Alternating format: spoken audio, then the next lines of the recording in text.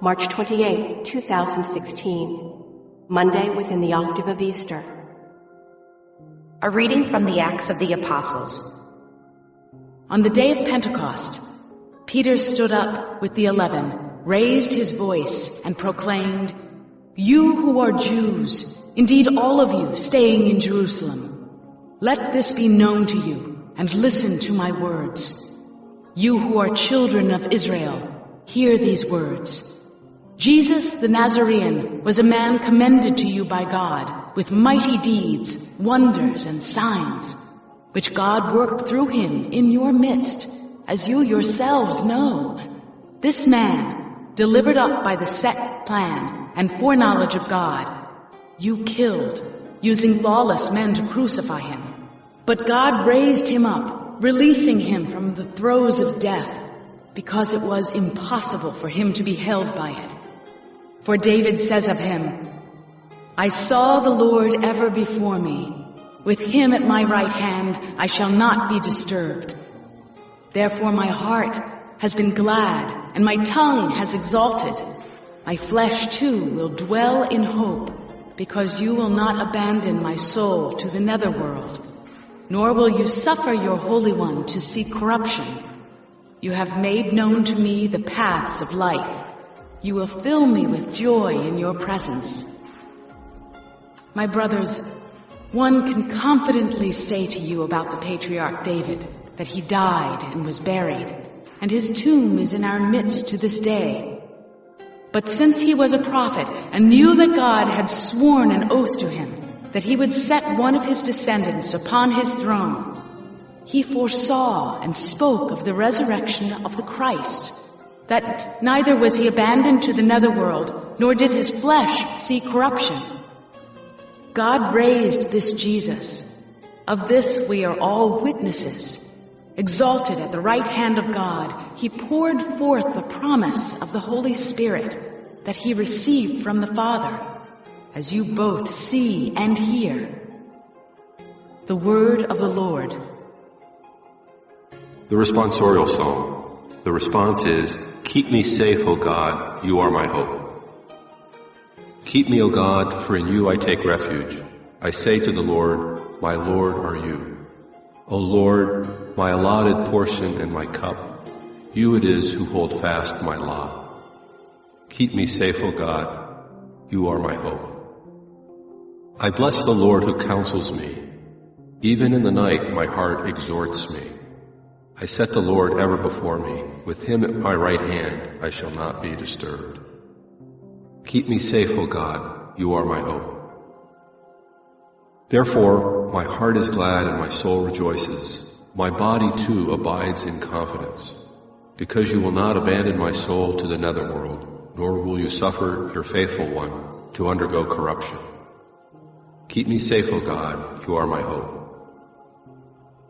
You will show me the path to life, fullness of joys in your presence, the delights at your right hand forever. Keep me safe, O God, you are my hope. A reading from the Holy Gospel according to Matthew. Mary Magdalene and the other Mary went away quickly from the tomb, fearful yet overjoyed, and ran to announce the news to his disciples. And behold, Jesus met them on their way and greeted them. They approached, embraced his feet, and did him homage. Then Jesus said to them, "Do not be afraid. Go tell my brothers to go to Galilee, and there they will see me."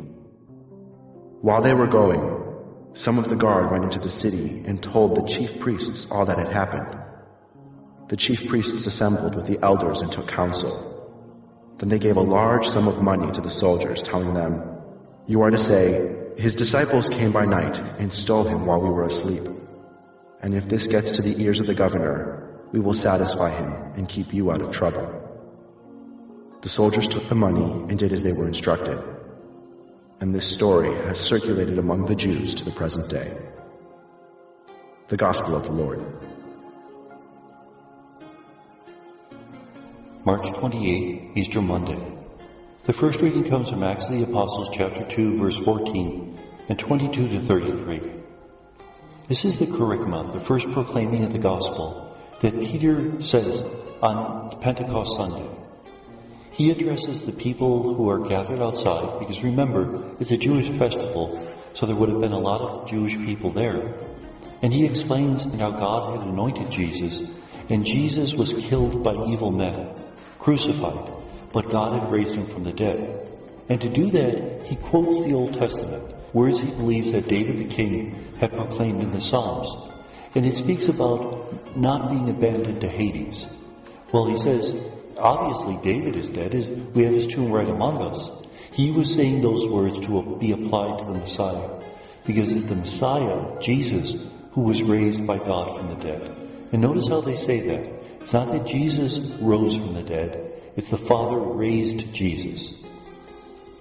The Gospel is from Matthew 28, 8 to 15. The women run away from the tomb with great joy. And how many women are there? There's 2, because you need 2 to give witness.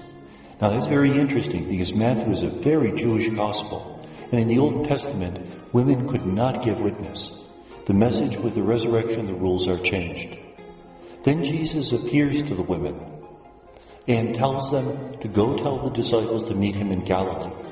In Mark and Matthew, Jesus meets the disciples in Galilee. In Luke and John, in Jerusalem. Now that detail, it can bother us. It's like the number of women at the tomb. How many were there? You would think the details of this important event would be consistent. But remember, when different eyewitnesses give their account of what happened, very often those accounts vary on details because they're in shock, they're overawed by what's happened. So the very fact that there are slight differences in these accounts gives credibility to the account.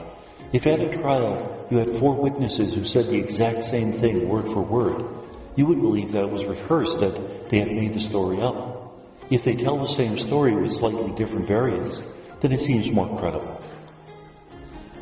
We also hear that the high priests and the leaders of the Jews paid the guards to lie about Jesus, to say that they fell asleep, his body was stolen.